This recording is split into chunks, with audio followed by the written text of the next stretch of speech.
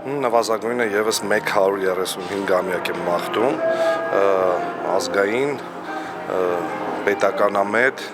պետության համար ստեղծած, պետության հիմքերում կանգնած հայ ժողովրդի իղձերի նպատակների համար պայքարող կուսակցությանը ավելին քան եւս մեկ նվազագույնը 135 տարվա կյանք չեմ կարող մաղթել։ Պայքարի ընդհանուր հարթակի մասին, նաև դուք եք պայքարում հանուն արժեքների, հանուն պետության, նաև ես իրենց խորհրդանիշն է հանուն հայի,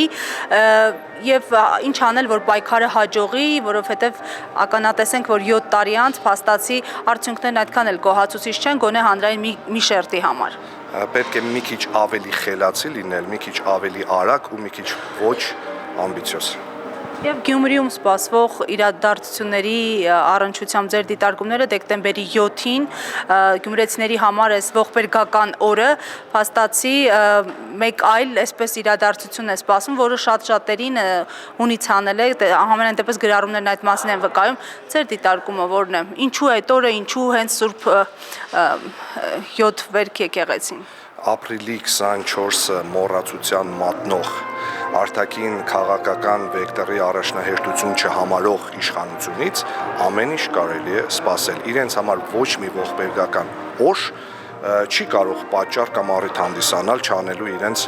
ստոր սրբապիղծ գործերը, այնպես որ այն ինչ որ իրենք անում են դեկտեմբերի 7-ին զարմանալու չէ, ընդհանրապես զարմանալու չէ։ Այսպես եկել են, այսպես շարունակելու են, ուղղակի ներքին համոզմունք ունեմ, որ շատ քիչ է մնացել իրենց այս ամեն ինչին, որովհետև մենք պետք է հստակ հասկանանք, երբ մարդը արդեն երկրորդ անգամ պատրաստվում է գերեզմանների վրայով անցնել, առաջի անգամ եռաբլուրը երբ ասպատակեց, հիմա արդեն եկել է երկրաշարժի զոհերի հիշատակն է փորձում բացել։ Ասում եմ, ապրիլի 24-ը անտեսող, զրոյացնող իշխանությունից ամեն ինչ կարելի է սպասել, ուղղակի վստահ եմ շատ կարճ ժամանակահատված հետո պատասխանը ստանալու։ Վերջում հաշվի առնելով, որ այսօր առհասարակ Մայրաթոր Սուրբ Էջմիածնի շուրջ է օղակը այսպես սեղմվել, ինչ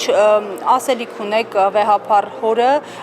իդեպ նախորդին ինչ-որ թռուցիկներ էին համացանցային ձերբակալության մասին տեղեկություններ, այսօր ժամանելու է, որպես հայ առաքելական եկեղեցու հետևորդ ձեր ասելիքը։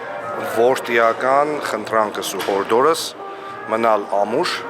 պինդ, ձիգ ու այն օծյալ տեղում, որում իրեն օծել է Աստված։